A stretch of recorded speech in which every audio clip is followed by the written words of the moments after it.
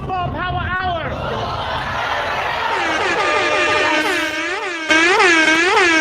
What's up? What's up? Welcome to the Football Power Hour. You can call me botswanapapi. You can call me Power Hour. You can call me Botswana, whatever. Somebody that we want to call on today, somebody that we want to share some flowers to. My goodness, we have to share these flowers with her and say, Linda Caicedo. Linda Caicedo. I do not think she's Moises Caicedo's sister, no.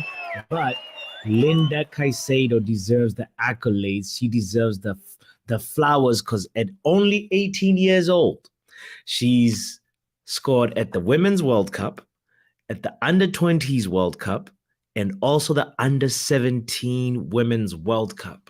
So big up to Linda Caicedo. I also today want to just spend a little bit of time just saying I declare today Antony Elanga Appreciation Day. But before we talk about Antony Elanga and we talk about Højlund as well as Amrabat, I'd like for you to please hit the like button. Don't forget to subscribe if you haven't done so.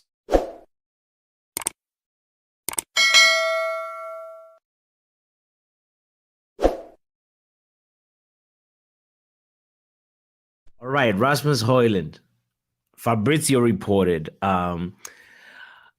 understand terms of Manchester United agreement with Rasmus Højlund and his camp on personal terms are now clear. 5-year deal with an option to extend. And this is kind of actually it seems like we're moving at a slightly different temperature now. I get the conversation that we had the other day with Mick and Jarvis about, this year, this transfer window, if we look at the difference between this transfer window and last transfer window, it's starting to slightly look a little different. I mean, I think before we went on tour, we only had Malacia. So that was one good recruitment. And now we have 2 players already, Onana and Mount. And shout out to Onana.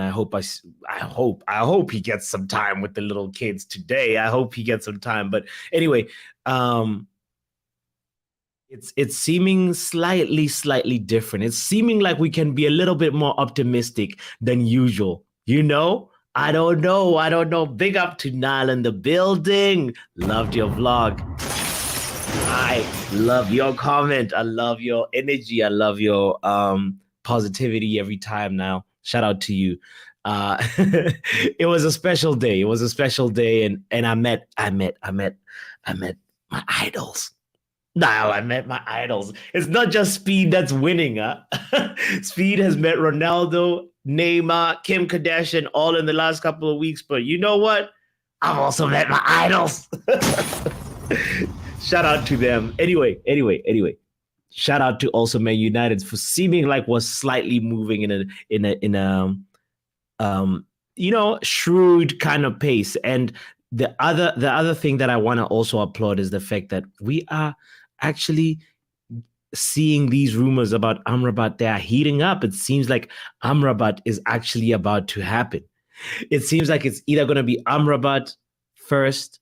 I mean, it's either going to be Højlund first and then Amrabat, or something similar. It seems like there's a serious plan in the air, and I just kind of want to just say we have to kind of be optimistic and looking up now. It seems like good things are happening.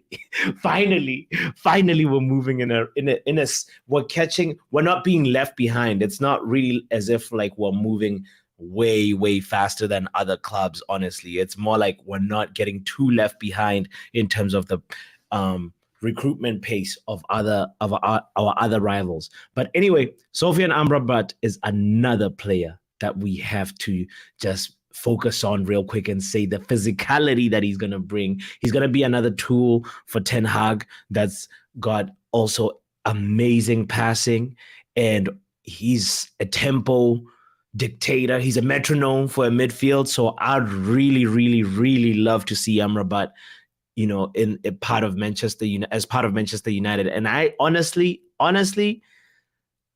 if that happens, I then feel like in the best interest of Kobe Mano to go on a little light loan deal somewhere in the Premier League. I don't know. I just want to see Mano play week in, week out, and develop as a player. If we get Amrabat in, I almost feel like Mayo has to leave. I don't know. Do you disagree or agree with me? I don't know. I think Flex from United TV shared his opinion about this. He was like, put Amrabat in, put Mano in, put all of them in. Let's cook, you know? I don't know how you feel. Big up to you, Kush. Kush says, hit the like button. Please do that. Kush also says, nothing is happening with Amrabat until we get a striker. Well, yeah, that's what I said. It's like it feels like we're kind of actually having a little bit of a plan, and we're sticking to the plan. And that is a little bit encouraging. I don't know.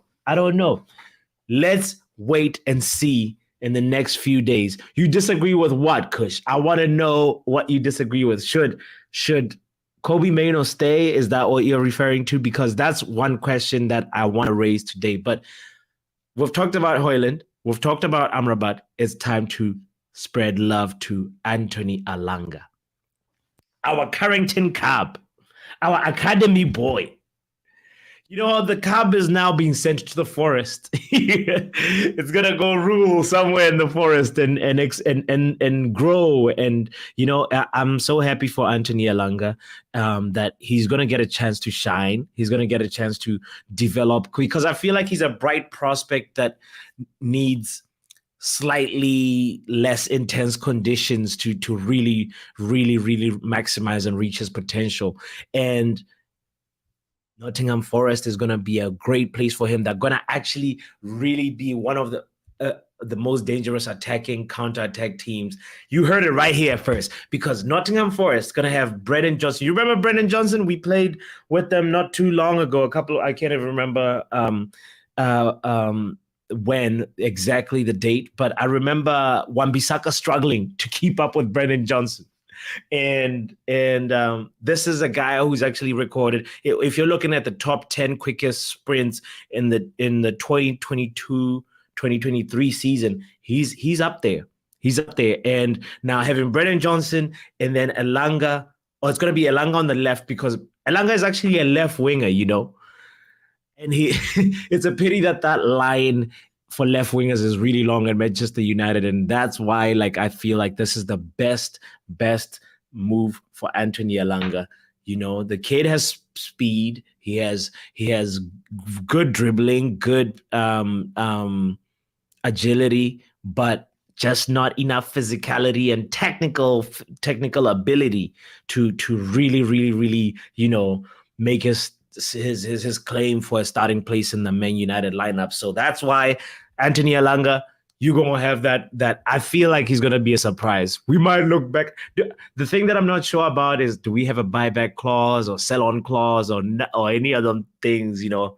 But if anything, we should have maybe charged Nottingham Forest a little bit more, because we have a dope song for Anthony Elanga. It's like we need to charge an extra $2 million. Rhythm is a dancer, Anthony Elanga. Oh man, oh. I love that song. It's just one of them. You know, I can't remember the rest of it now. You can stop him if you dare. Whatever. He didn't make us sing it enough. That's the whole point. But one other crazy thing to mention about Elanga is that he doesn't seem to have there's no injury data available about him. I did a research on him and try to be like, okay, what really hampered Elanga from, you know, because he gave me that favorite moment, that header. For me, there was the header, I think it might have been versus Wolves. Or actually, my favorite Anthony Elanga moment is the goal versus Atletico Madrid, when we almost had a little bit of hope. You remember, versus All Black? Let me know what your favorite Anthony Elanga moment is. I want to keep this less than 10 minutes. Big up to Jarvis. Big up to you, realist. And you disagree with loaning Kobe? If we get Amrabat, let's loan Kobe. If you disagree with me, let me know why. It's the Football Power Hour. Peace.